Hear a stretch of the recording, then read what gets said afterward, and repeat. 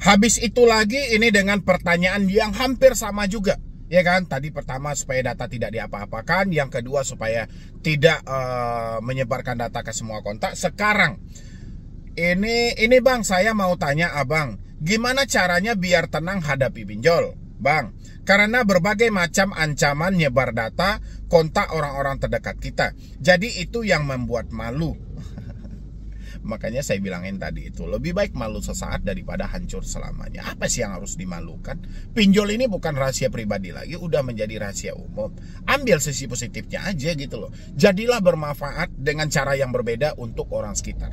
Dengan Anda terjebak di pinjol, data Anda disebar, otomatis Anda secara tidak langsung Anda pasti malu. Tapi di balik malu Anda telah memberikan manfaat kepada orang lain. Dengan seperti itu orang-orang bisa mencontoh bahwasanya pinjol tidak layak untuk dipinjam sama sekali. Ini efek dan resikonya. Ya. Dan habis itu gimana cara biar tenang menghadapi pinjol? Stop overthinking. Stop memikirkan hal-hal negatif untuk jangka panjang. Jangan lagi siksa diri Anda untuk memikirkan hal-hal yang belum tentu terjadi. Dan kalau Anda bilangin kontak orang-orang terdekat kita, itu belum tentu. Ya, kalaupun hal itu terjadi nantinya, ya tergantung Anda minjamnya di pinjol legal apa ilegal. Kalau ilegal tadi sudah saya terangkan. Kalau di pinjol legal, kalau misalnya Anda di pinjol legal itu setiap kali menghubungi kontak-kontak Anda, selalu mereka dalihkan di awal adalah nomor itu dijadikan sebagai kontak darurat. Ya, kalaupun mereka ikut menagih dalam hal itu, jarang banget mereka yang menyampaikan nama aplikasi. Dan kalaupun mereka menyampaikan nama aplikasi, Anda cukup sampaikan kepada orang sekitar, suruh debt collectornya untuk datang ke rumah Anda. Udah selesai sampai di sana. Nggak usah pula Anda sampaikan sama orang sekitar, oh itu penipuan, nggak usah ditanggapi, bla bla bla. Sulit. Kalau dulu-dulu bisa, tapi kalau sekarang udah nggak bisa lagi. Dulu 2019, 2020, 2021 saya mengarahkan orang, sampein kepada kontak Anda nggak usah ditanggapi. Kalau sekarang udah nggak bisa lagi, karena itu sudah menyeluruh. Media pun sudah banyak meliput tentang kejahatan-kejahatan pinjaman online. Jadi sudah banyak penyalahgunaan data itu sudah banyak yang terjadi. Jadi kita tinggal sampaikan sama kontak darurat, kalau ada yang menghubungi Anda, silahkan suruh ke alamat saya aja. Ya, jadi kita nggak perlu bercerita panjang lebar, berbicara banyak-banyak, nggak perlu gitu loh. Ya, tetap kita tenang aja dan kita berpikir positif aja. Insya Allah galbay pinjol itu tidak ada yang membahayakan. Yang membahayakan adalah cara Anda berpikir sendiri yang menjadikan diri Anda tidak tenang. Anda yang memikirkan, Anda yang tidak tenang. Ya, makanya coba berpikir positif, berpikir jernih aja buat kedepannya. Pokoknya galbay pinjol itu tidak ada yang berat ya. Jadi itu yang membuat malu, pakai aja moto tadi. Lebih baik malu sesaat daripada hancur selamanya. Habis itu lagi datanglah pertanyaan dari N ya. Halo, mau tanya apakah DC akan datang ke kantor? Saya nggak tahu DC apa nih yang mau dia tanyain. Apakah DC mau datang ke kantor? Ya, kalau DC itu kan sebenarnya dalam peraturannya tidak boleh mendatangi di luar dari domisili konsumennya. Jadi kalau misalnya dia datang ke kantor dalam konteks apa ini? Kalau konteks sebatas mengkonfirmasi di mana kita, nggak ada masalah. Tapi kalau dalam konteks dia melakukan penagihan sampai ke kantor, itu tidak diperbolehkan, mau pinjol apapun. Ya, walaupun saya tidak tahu nih, pertanyaannya mau tanya apakah DC akan datang ke kantor. Saya nggak tahu juga DC-nya DC apa gitu loh. Kalau dia mau datang pun ke kantor ya silahkan, tapi jangan sampai menagih. Oke? Habis itu, Mas, saya ada pinjol 16 pinjol dengan total semua pinjaman 180 juta. Apakah kalau galbay dia akan datang ke kantor and sebar data keluar kontak darurat? Mbak anggap aja 180 juta duit yang Mbak habisin, anggap aja Mbak membayar dengan hal itu gitu loh. Ya, jadi kita nggak usah egois juga. Ketika kita menyatakan duit pinjol ini tidak bisa kita balikan lagi, ya sudah, kita persiapkan dengan risikonya. Apa risikonya? Dia datang ke kantor misalnya gitu kan, atau dia menyebarkan data ke kontak-kontak darurat. Menyebarkan data ke kontak darurat gimana? Dia sebar data ke kontak darurat yang konsepnya yang seperti apa? Karena sejak awal kontak darurat ini kita yang memberikan, kita yang mengizinkan. Ya kan? Kontak darurat, ada video saya ya, nanti Mbak bisa tonton juga video saya itu. Kontak darurat tidak bisa dilakukan tempat sarana penagihan. Ya, kontak darurat itu hanya mengkonfirmasi soal keberadaan debetur. Kalau debeturnya tidak bisa dihubungi, jadi tidak ada kontak darurat itu ikut ditagih juga. Ya, apalagi sampai disebarkan data. Sekarang saya kan nggak tahu nih 16 pinjol yang Mbak sampaikan ini apa aja, saya nggak tahu karena yang bertanya pun juga tidak menjelaskan secara spesifik pinjol apa aja yang dia pinjam. Ya kan? Yang jelas dia hanya bertanya Saya ada 16 pinjol dengan total semuanya 180 juta. Harusnya ini kan lebih lengkap lagi ya kan. Kalau misalnya teman-teman nanti mau bertanya juga sama saya di Instagram, misalnya Anda meminjam lebih dari 3 aplikasi pinjol, jelaskan juga kapan pertama sekali Anda mulai minjam dan kapan yang terakhir cair dan berapa nominalnya semuanya. Ya kan, nama-nama aplikasinya. Karena gini, ada satu aturan dari OJK, satu orang cuma boleh meminjam di 3 aplikasi pinjol. Ya kan, khusus pinjol legal. Sekarang Mbak ini menyampaikan dia terjebak dengan total 16 pinjol. Tapi kita nggak tahu nih pinjolnya apakah legal, apakah ilegal, kita juga nggak tahu. Dengan total 180 juta. Yang dia khawatirkan adalah soal DC datang ke kantor. Oke. Saya paham banget. Mungkin dalam pemikiran Mbak ini seandainya DC datang ke kantor itu mempermalukan dan dia akan resign dan dipecat dari sebuah perusahaan itu. Ya kan, di tengah situasi ekonomi sulit seperti ini, siapa yang tidak membutuhkan yang namanya pekerjaan?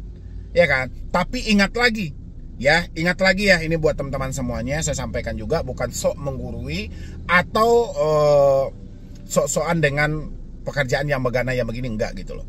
Saya paham pekerjaan itu adalah sumber penghasilan dari teman-teman semuanya.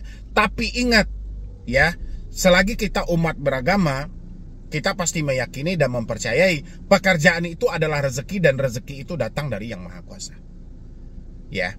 Jadi bukan karena kitanya yang pintar, bukan karena kitanya yang hebat, bukan kitanya yang lulusan fakultas ini, fakultas itu, bukan itu. Tapi karena Tuhanlah yang menitipkan rezeki kita melalui perusahaan itu. Kalau soal kita mempunyai ijazah, kita mempunyai sertifikat, itu hanya persyaratan. Ya, karena rezeki kita ada di situ, makanya prosesnya semuanya lancar. Dan Anda nggak perlu khawatir juga soal dengan Anda terjebak di pinjol, terus mereka menghubungi kantor, terus Anda langsung dipecat, nggak usah khawatir dengan hal itu. Kenapa? Selagi rezeki Anda masih ada di perusahaan itu, berat dari pinjol ini, masalah yang Anda hadapi, Anda tidak akan dipecat. Selagi Tuhan mengatakan rezeki Anda masih ada di situ. Tapi kalau rezeki Anda tidak ada di situ, tanpa ada masalah pinjol pun Anda akan berhenti dengan sendirinya. Ya. Pertanyaan saya adalah, kapan terakhir teman-teman bersyukur karena Anda telah mendapatkan pekerjaan yang saat ini? Ya, bukan soal membandingkan, oh gaji Anda besar, wah, oh Anda orang hebat, bukan itu. Tapi kapan Anda pernah bersyukur, mengucapkan terima kasih sama Yang Maha Kuasa karena Anda telah diberikan pekerjaan yang seperti ini? Ya, tanya sama diri masing-masing, jangan sampai ketakutan yang terlalu berlebihan.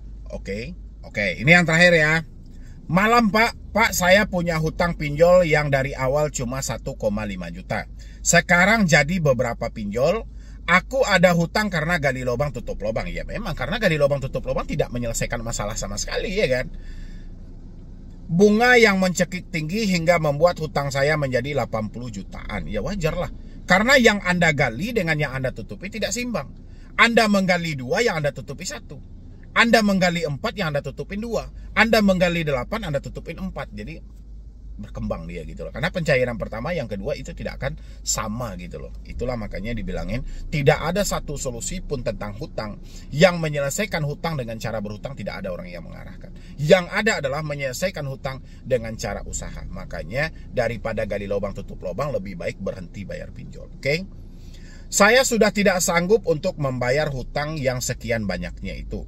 Saya gali lubang tutup lubang karena saya takut akan ancaman-ancaman DC, teror-teror DC.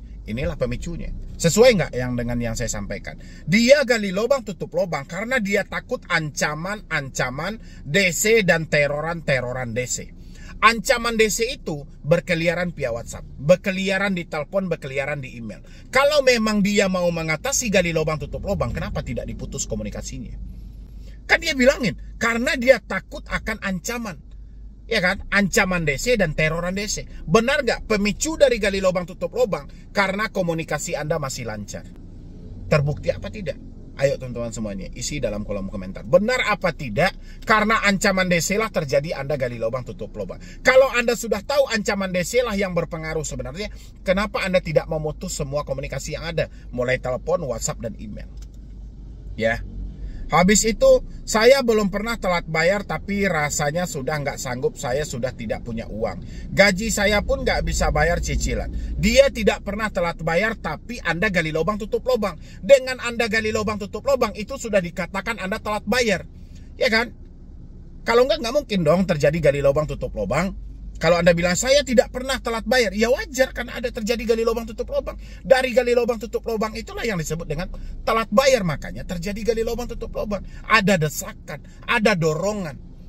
Ya, ini yang mau diantisipasi dari teman-teman semuanya, terutama yang masih mengalami galbay di 2 aplikasi. Tahan sampai di sana, putus semua komunikasi Anda. Karena satu-satunya pemicu yang membuat Anda ketakutan adalah komunikasi yang masih ada. Itu adalah sumber kekuatan pinjol.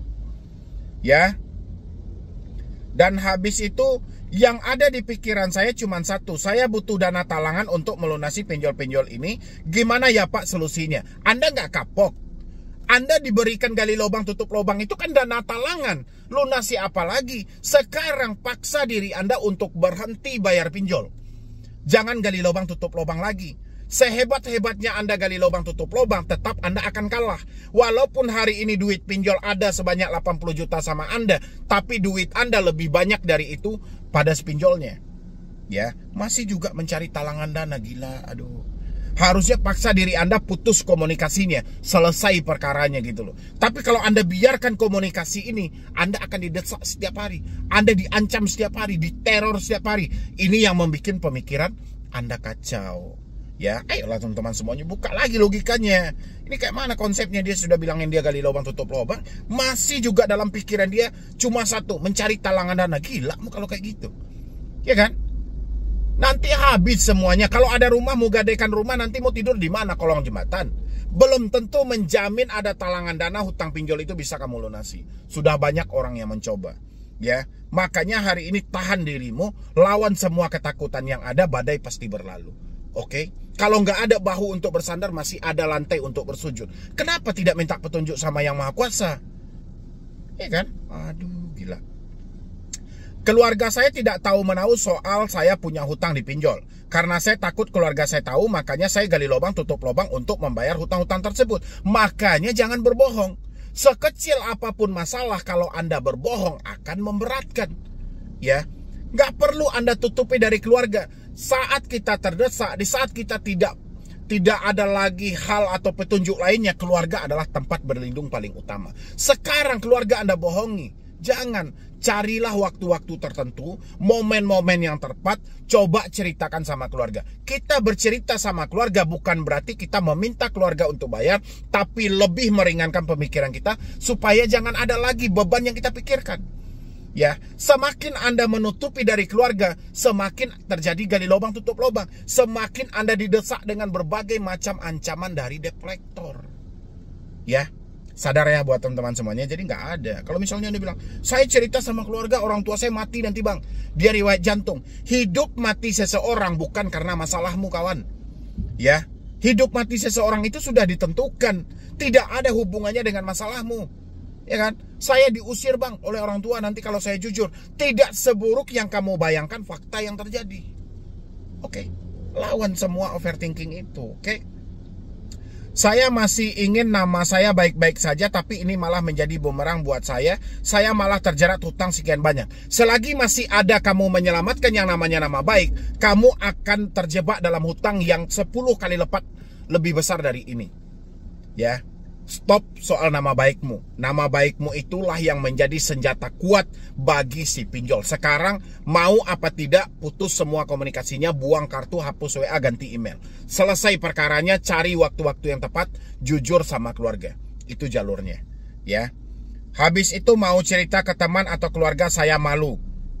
Gak usah malu. Sama temanmu gak penting juga, sama keluargamu yang paling penting. Kalau sama temanmu, hati-hati, nanti aibmu hari ini akan dibongkar oleh temanmu sendiri. Karena tidak ada kepercayaan yang bisa kita tanam kepada manusia. Karena kalau kita terlalu menggantungkan kepercayaan pada manusia, kekecewaan yang akan dapat. Ya, jadi jangan buka aibmu sama temanmu, walaupun dia orang yang kamu percaya sendiri. Karena pengkhianat itu muncul dari orang terdekat.